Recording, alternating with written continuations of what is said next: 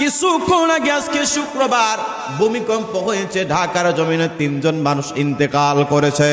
এরপরে দেখলাম প্রায় 17 না 18 তলা একটা বিল্ডিং হেলে পড়েছে।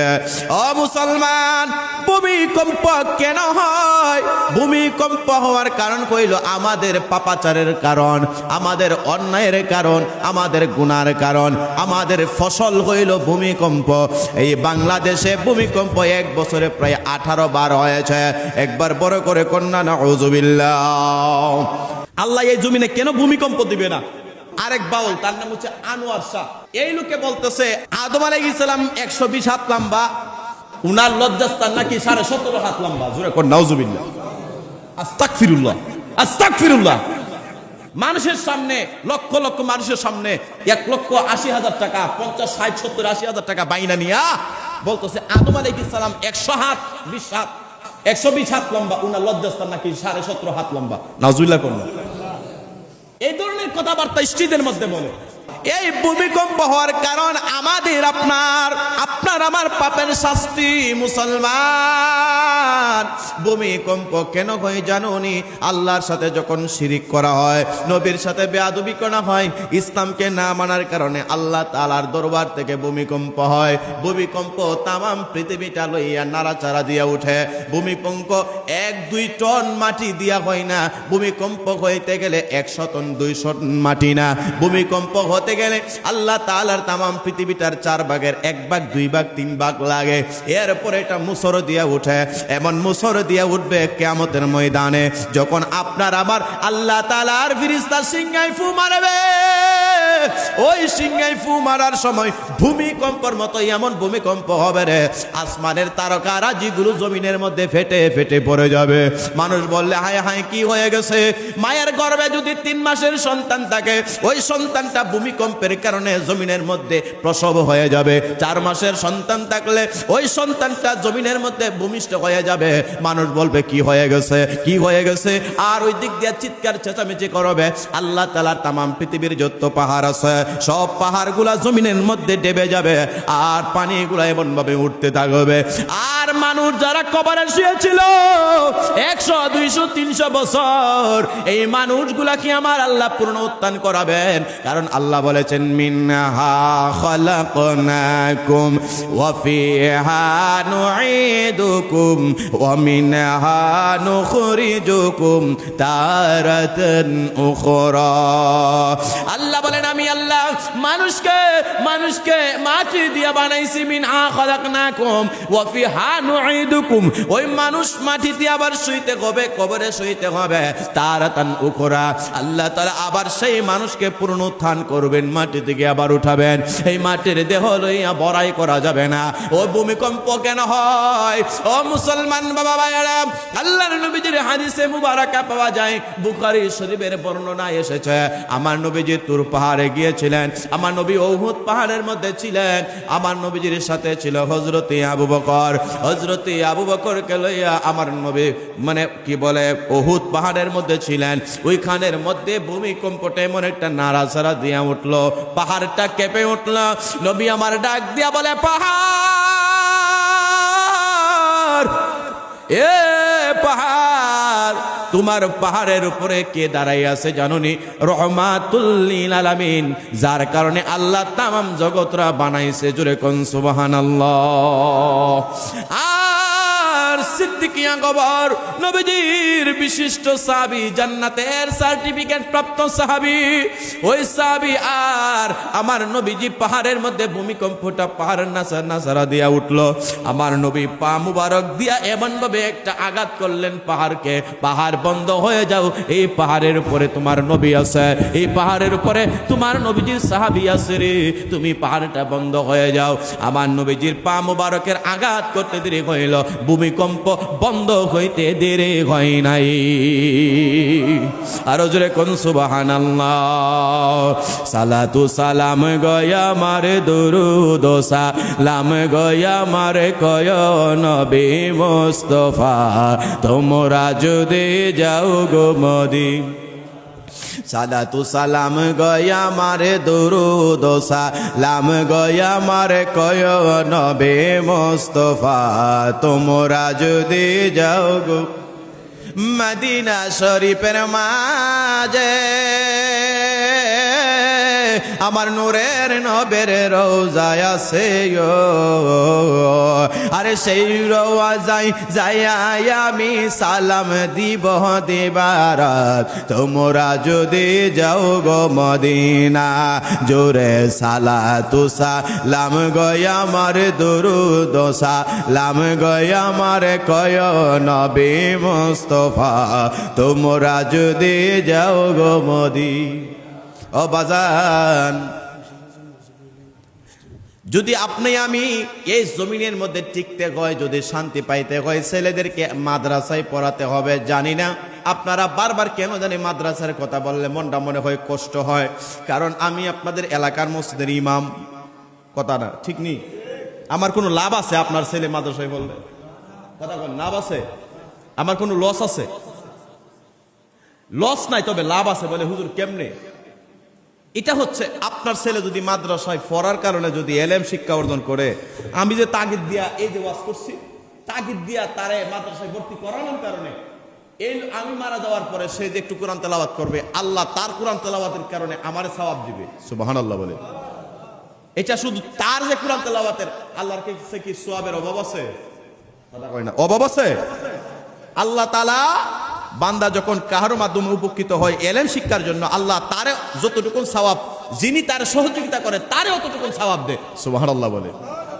মাদ্রাসায় না পড়াইতে পারেন, ছেলেটারে মক্তবে পাঠাবেন, মক্তবে পাঠাবেন, কোরআনটা শিক্ষা করাবেন। আপনার ছেলেটা যদি কোরআন শিক্ষা করে, এটা কোনোদিন দাঁড়াইয়া প্রস্রাব করতো না। কথা কন না? মুসলমান বাবা ভাইয়েরা, বলছিলাম ভূমিকম্প থেকে বাঁচতে গেলে, আল্লাহর আইন মানতে গেলে, আল্লাহর গজব থেকে আপনাকে আমাকে বাঁচতে করে আল্লাহর দিন শিক্ষা করতে হবে। আল্লাহ তাআলা যেটা নিষেধ করেছেন সুদ ঘুষ থেকে, আল্লাহ তাআলা যেটা হারাম করেছেন সেটা মানতে হবে। আল্লাহ তাআলা হালাল যেটা করেছেন সেটা খাইতে হবে।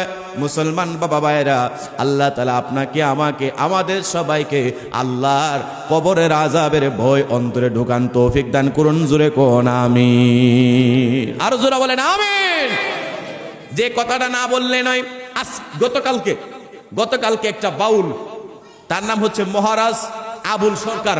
জোরে কোন নাউজুবিল্লাহ। হুজুর নাউজুবিল্লাহ কেন বলছেন? আল্লাহ কেন ভূমিকম্প দেয় না? এ লোক আল্লাহরে বলতেছে আল্লাহ নাকি 4 ধরনের কথা কয়, আল্লাহ নাকি মিথ্যা কথা কয়। জোরে কোন নাউজুবিল্লাহ।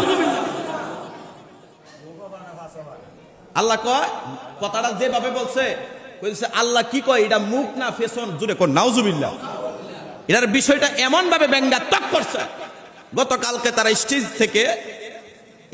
থেকে তারা গ্রেফতার করছে। একজন আলেম বাদী হয়ে মামলা করেছে। আচ্ছা কোন তো আল্লাহর জবান, আল্লাহ বা কুদরতি জবান দিয়া কি আল্লাহ সাইর কথা কয়? জোরে কোন নাউজুবিল্লাহ। আল্লাহ কুরআনুল কারীমে আল্লাহর পরিচয় দিয়েছেন, বিসমিল্লাহির রহমানির রহিম, কুল হুয়াল্লাহু আহাদ আল্লাহুস সামাদ। আল্লাহ বলেন আমি আল্লাহ এক, অদ্বিতীয়, আমার কোনো শরীক নাই। আল্লাহ কি মিথ্যা কথা বলতে পারে? নাউজুবিল্লাহ। বলতেছে আল্লাহ কি কয়, এটা কি জবান না পেছন, এইরকম একটা কথা ব্যঙ্গাত্মক করেছে। জোরে কোন নাউজুবিল্লাহ। চিন্তা করেন আল্লাহ কেমনে ভূমিকম্প দিত না? আমার বলবেন হুজুর আপনি বাউলের পিছনে লাগছেন কেন? এটা যদি আমার বাপেও বলতো আমি এটার প্রতিবাদ করব। আরেক বাউল, তার নাম হচ্ছে আনোয়ার শাহ। নাম কি? বাউল আনোয়ার। এই লোকে বলতেছে আদম আলাইহিস সালামের, এই শুনেন, আদম আলাইহিস সালামের 120 হাত লম্বা। কয় হাত? আদম আলাইহিস সালাম 120 হাত লম্বা, উনার লজ্জাস্থান নাকি 17.5 হাত লম্বা। জোরে কোন নাউজুবিল্লাহ। আস্তাগফিরুল্লাহ, আস্তাগফিরুল্লাহ। মানুষের সামনে, লক্ষ লক্ষ মানুষের সামনে 1,80,000 টাকা, 50, 60, 70, 80,000 টাকা বাইনা নিয়া বলতেছে আদম আলাইহিস সালাম 120 হাত লম্বা, উনার লজ্জাস্থান নাকি 17.5 হাত লম্বা। নাউজুবিল্লাহ কোন। এই ধরনের কথাবার্তা স্ত্রীদের মধ্যে বলে। তাদের ব্যাপারে আবার কথা বললে অনেকের আবার মনেও লাগে আল্লাহ কেমনে এই জমিনটার মধ্যে গজব দিবে না।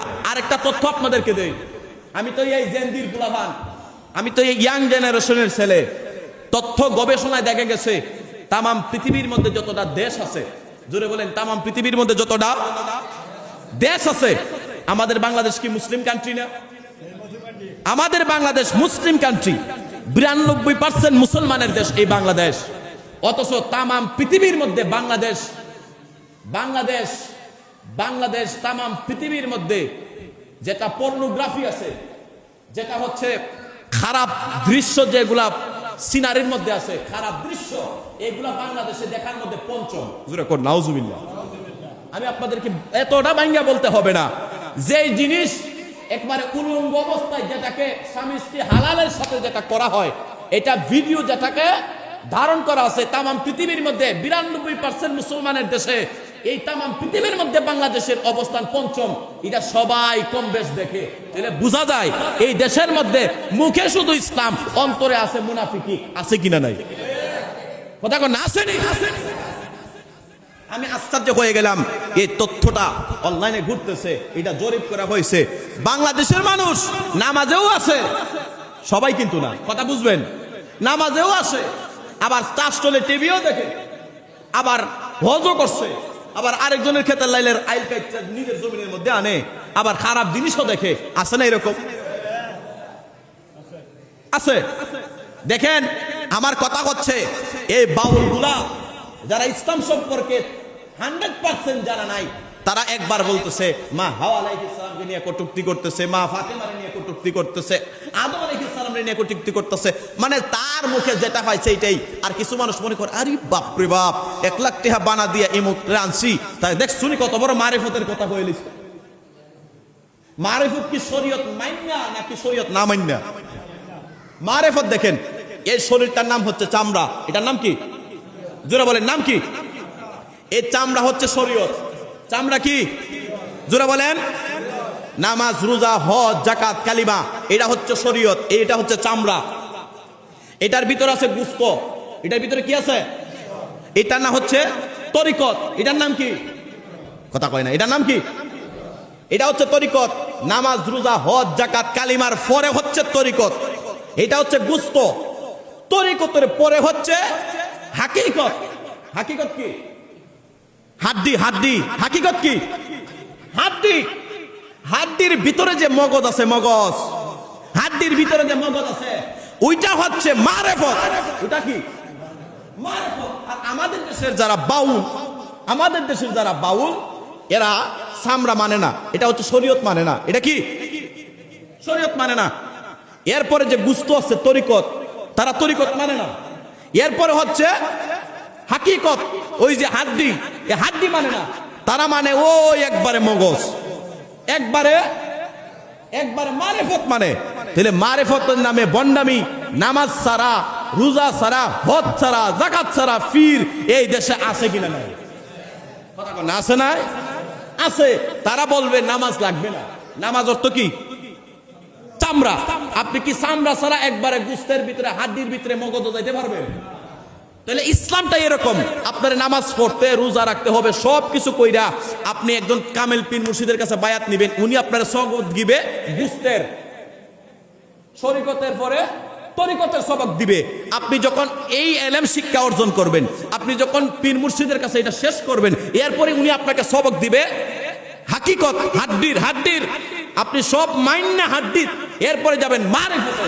আর আমাদের দেশে বাউলরা না শিখছে ইলম, না শিখছে কালাম, না শিখছে কোরআন হাদিস, তারা ওইটাই এই আলেমের বদলাম, হে আদমের বদলাম, এই সেই। আচ্ছা বলেন তো, হযরতে আদম আলাইহিস সালামের যে ব্যাপারে যে কটূক্তিটা করেছে, এটা কি লজ্জাজনক না?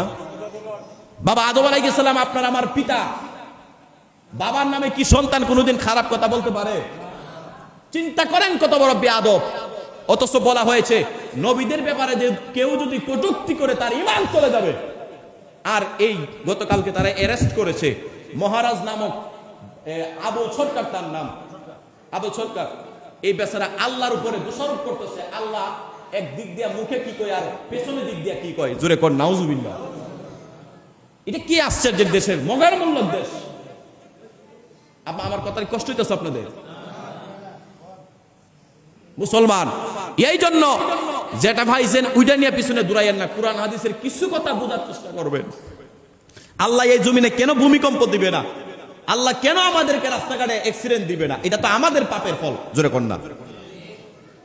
মসজিদের একজন জুতা চুরি করলে এর লেগে সবাই জুতা চুরি, সবাই জুতা চুরি। বুঝবেন মুসলমান। এই জন্য এই সমস্ত আমরা মুসলমান হিসাবে, ইমানি দায়িত্ব হিসাবে আল্লাহ এবং আল্লাহ রাসূলের উপর যে কটূক্তি, এটা আমরা তার তীব্র নিন্দা প্রতিবাদ জানাই। জোরে কোন ঠিক কিনা? জোরে কোন ঠিক কিনা? বাইরে আবার আপনার কষ্ট হয়েছে আপনাদের, এটা আমাদের ইমানি দায়িত্ব।